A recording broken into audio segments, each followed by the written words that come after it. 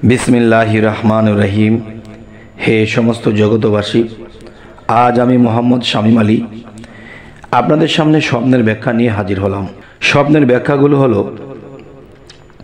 मानव जीवन चलार पथे अनेक विपद आपदे पड़े जाए, अनेक समस्यार मध्य पड़े जाए, तारपरे कि बोलते थाके जे आल्लाह कत मानुष पृथिवीते आछे, शुधु आमाकेई चोखे देखे, आमाके एई विपद सेई विपद दिये राखे।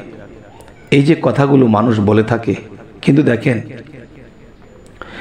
আল্লাহর সাথে তো আর দুষ্টামি করা চলে না, কিন্তু আল্লাহ কিন্তু এই কথায় রাগান্বিত আরো বেশি হওয়ার কারণ হলো যে আল্লাহ কি বলেছে, আমি নবীর যুগে, পয়গম্বরের যুগে, রাসূল কারামের যুগে আমি ওহী দিতাম, ওহীর মাধ্যমে তাদেরকে জানাইতাম।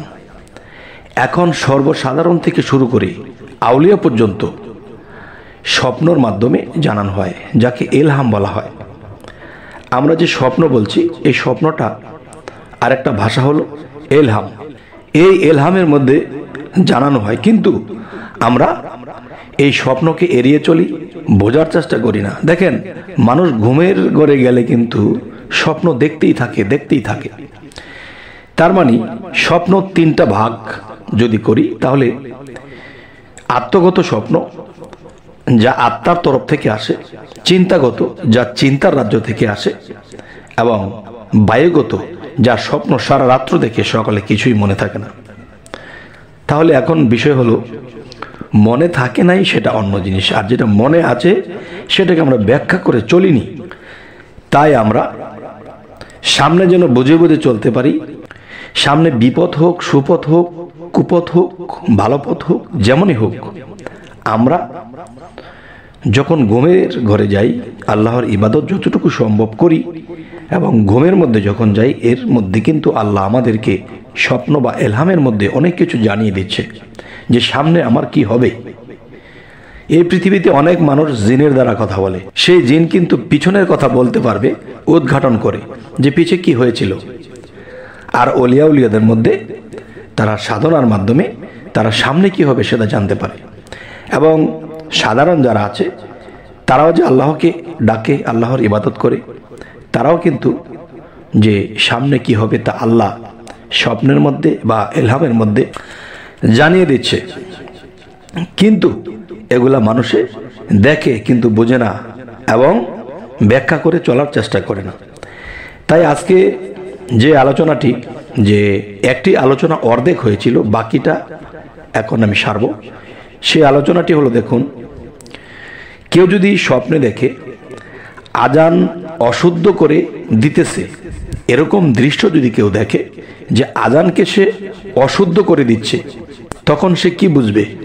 ঘুম থেকে উঠে এটার ব্যাখ্যাটা কি বুঝবেন?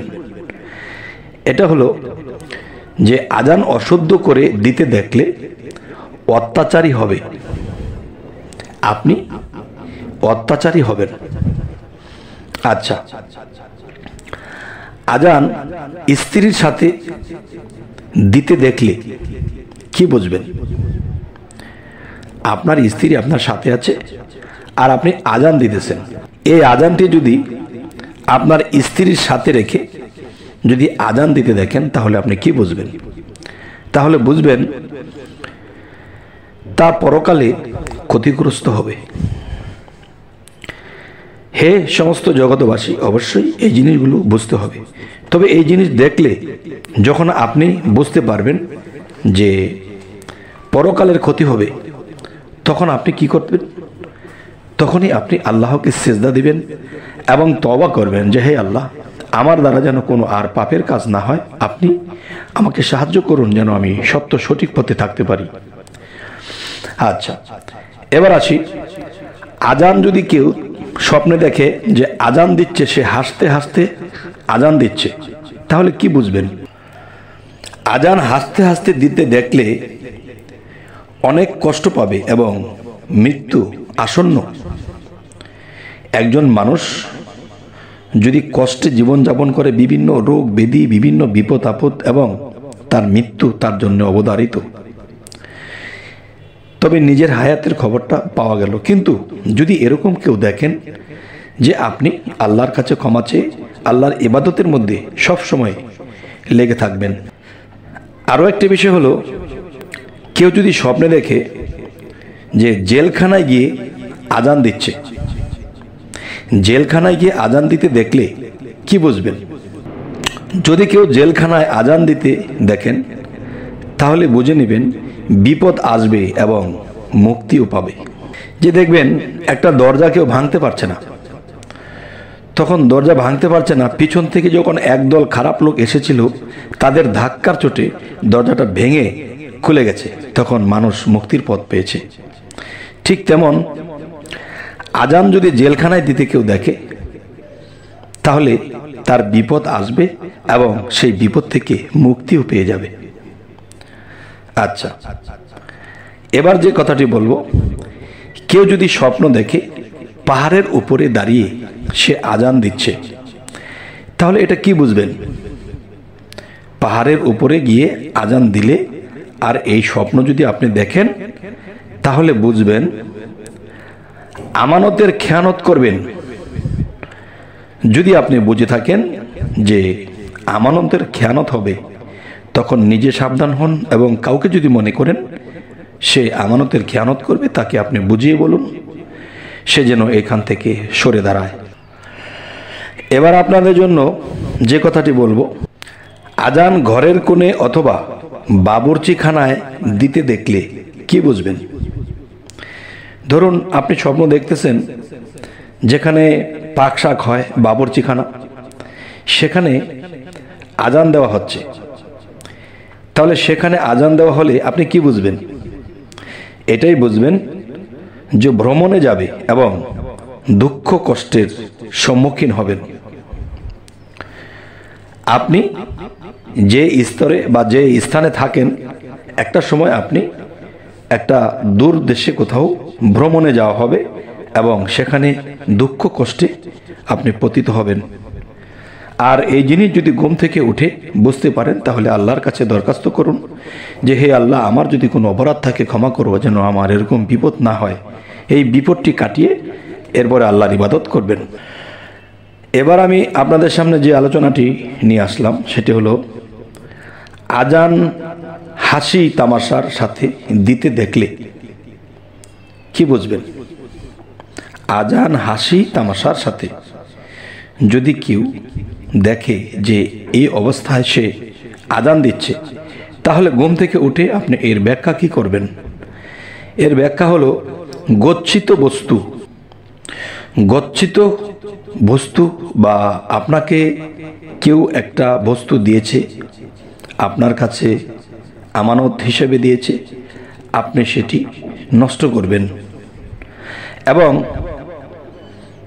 এটাও হতে পারে যে সেই লোকটি পাগল হওয়ার সম্ভাবনা রয়েছে।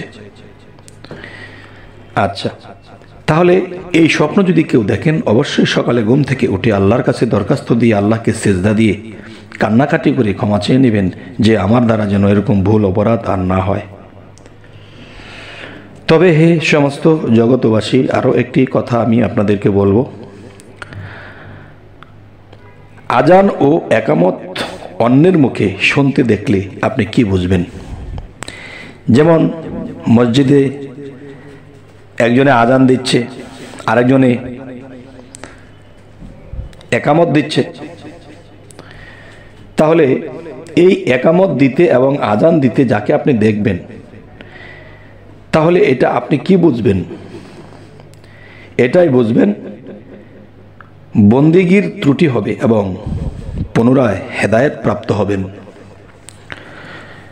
প্রথমত আপনি আল্লাহর বন্দিগির থেকে গাফিল থাকবেন এবং পরবর্তীতে আপনি আল্লাহর প্রতি আবার প্রেমিক হবেন, আবার গাফিল থেকে আল্লাহর পথে আপনি আকৃষ্ট হবেন। এই জিনিসটাই বোঝানো হয়। তবে হে সমস্ত জগতবাসী, আমরা আপনাদের সামনে যেই স্বপ্নের ব্যাখ্যাগুলো নিয়ে আসছি, আপনাদের যদি ভালো লাগে তো অবশ্যই আমাদের চ্যানেলটিকে সাবস্ক্রাইব করে রাখবেন এবং পরবর্তীতে কী ধরনের ব্যাখ্যা আপনাদের দরকার অবশ্যই আমাদেরকে জানাবেন। যাতে করে পরবর্তীতে আপনাদের সামনে আরও ভালো ব্যাখ্যা নিয়ে আসতে পারি। তো সকলেই ভালো থাকবেন। আল্লাহ হাফিজ।